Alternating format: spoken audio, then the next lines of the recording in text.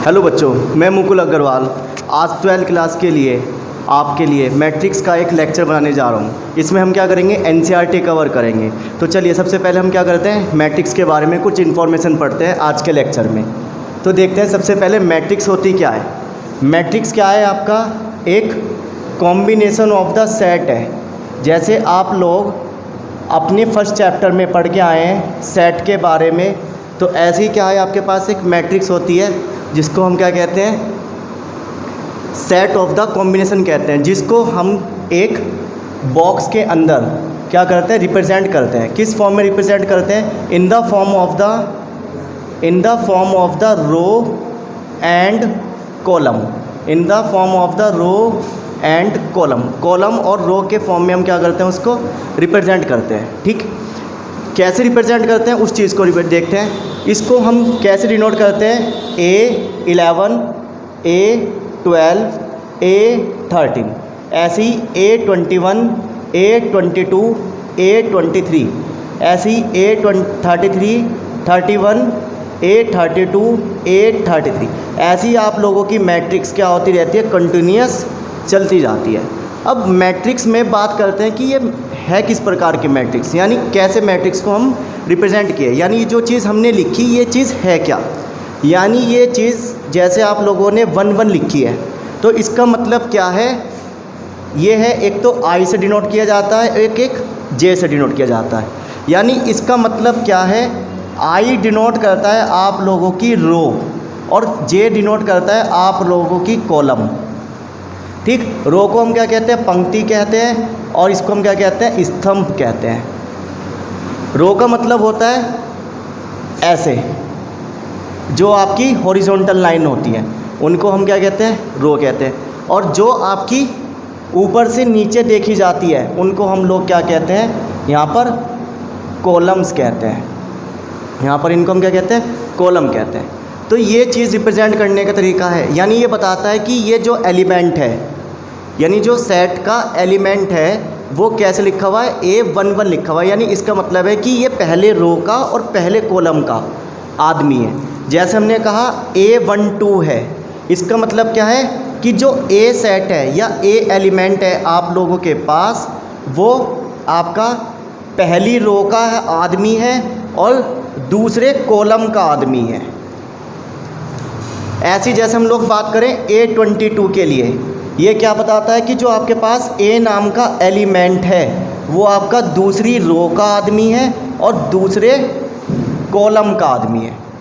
इससे आप लोगों को आसानी होती है कि फाइंड किया जा सकता है किसी भी चीज़ के बारे में कि वो किस रो का और किस कॉलम का आदमी है। तो इस मैट्रिक्स को अब हम कैसे रिप्रेजेंट करेंगे, I क्रॉस J, यानी I इंटू J। जैसे आप लोग वेक्टर में I J पढ़ के आए 11th क्लास में, ऐसे इसको हम यहाँ पे क्या कहेंगे, I और J कहेंगे। यानी I का मतलब ये भी बताया, ये रिप्रेजेंट करेगा आपको रो को और ये रिप्रेजेंट करेगा आपको कॉलम को रिप्रेजेंट करेगा।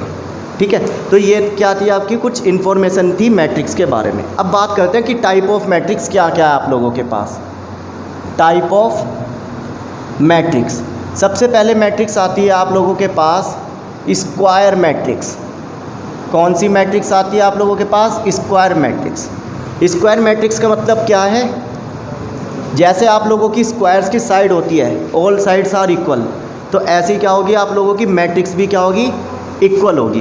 कैसे कैसे, जैसे हमने कहा A11, A12, ऐसी A21, A22, यानी number of rows and number of columns are equal in matrix, जिसमें क्या होंगे, नंबर ऑफ रो और नंबर ऑफ कॉलम्स आपस में कैसे होंगे, इक्वल होंगे। उस चीज़ को हम क्या कहेंगे, स्क्वायर मैट्रिक्स कहेंगे।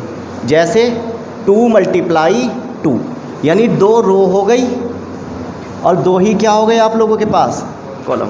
इतना समझ में आया। ठीक, ऐसी एक और एग्जांपल देख लेते हैं। जैसे हमने कहा A11, A12, A13, A21, A31, A33, ऐसे 23, तो ये भी क्या हो गई, 3/3 की मैट्रिक्स। यानी इसको हम क्या कहेंगे, 3/3 की मैट्रिक्स। 3 रो हैं आप लोगों के पास और 3 ही क्या है आप लोगों के पास, कॉलम है।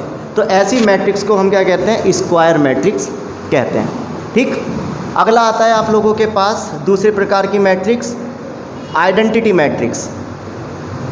आइडेंटिटी मैट्रिक्स वो मैट्रिक्स होती है जिसके डायगोनल में, जिसके विकर्ण में सिर्फ 1 1 रिप्रेजेंट हो, जिसके डायगोनल में क्या रिप्रेजेंट हो, सिर्फ 1 1 रिप्रेजेंट हो। जैसे एग्जांपल देखो 1 1 1 और साइड में क्या हो आप लोगों के पास 0। तो यानी इसके डायगोनल में ये वाले अगर 1 1 रिप्रेजेंट करता है तो उसको हम क्या कहते हैं, आइडेंटिटी मैट्रिक्स कहते हैं। तीसरे टाइप की मैट्रिक्स आती है आप लोगों के पास तीसरे टाइप की मैट्रिक्स आती है आप लोगों के पास डायगोनल मैट्रिक्स, या चलो डायगोनल मैट्रिक्स। तीसरे प्रकार की मैट्रिक्स है आप लोगों के पास डायगोनल मैट्रिक्स। डायगोनल मैट्रिक्स का मतलब क्या है, जिसके रिप्रेजेंट में 1 1 हो और यहाँ पर कुछ भी चीज़ हो, जिसके डायगोनल में क्या हो 1 1 हो और साइड में कुछ भी चीज़ रिप्रेजेंट हो, उस चीज़ को हम क्या कहते हैं, डायगोनल मैट्रिक्स कहते हैं।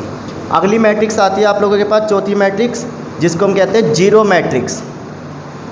जीरो मैट्रिक्स के मतलब है जिसके सारे एलिमेंट आप लोगों के पास कितने हों, 0 हों। ऐसे एलिमेंट जिसके पास सारी चीज़ क्या हो आप लोगों के पास 0 रिप्रेजेंट करे, सारे एलिमेंट्स आप लोगों को क्या दें, 0 दे। चौथी मैट्रिक्स आती है, पांचवी मैट्रिक्स आती है आप लोगों के पास जैसे orthogonal matrix. Orthogonal matrix, orthogonal matrix आप लोग फिजिक्स में पढ़ के आए हैं, एक्स वाई जेड की रिप्रेजेंट में होता है। ऑर्थोगोनल मैट्रिक्स फिजिक्स के वेक्टर में है आप लोगों के पास एक्स वाई जेड, जो तीनों ही डायरेक्शन में क्या करते हो, रिप्रेजेंट करते हो, एक्स वाई जेड।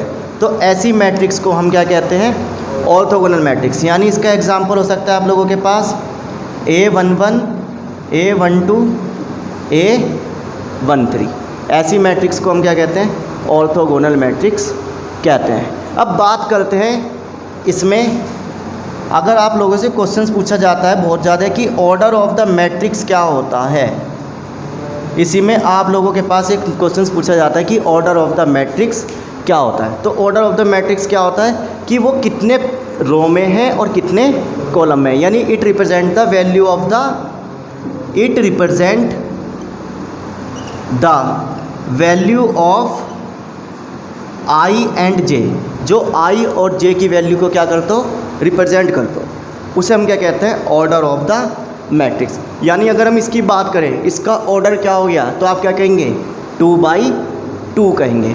अगर इसके ऑर्डर की बात करें तो क्या कहेंगे आप, 3/3। इसके ऑर्डर की बात करें तो क्या कहेंगे, 3/3 कहेंगे। इसके ऑर्डर की बात करें तो 3/3, क्योंकि 3 रो हैं और 3 ही कॉलम हैं, 3 रो हैं और 3 ही कॉलम। ऐसे ही इसकी हम अगर मैट्रिक्स की बात करें, ऑर्डर की बात करें तो क्या बने हुए हैं, 3/3। आई होप ये चीज़ समझ में आ गई हो। ये वाला इसका ऑर्डर क्या होगा, इसका ऑर्डर होगा आप लोगों के पास 1/3। क्यों, एक रो है और कॉलम कितने हैं हमारे पास, 3 कॉलम, C2 C1 C3। तो आप लोगों के पास 3 कॉलम है। तो आई होप आपको ये चीज़ समझ में आई हो, ठीक है। तो ये उतारो, या आप लोग क्या करें, इसका स्क्रीनशॉट लेकर इसको उतारें, ठीक है।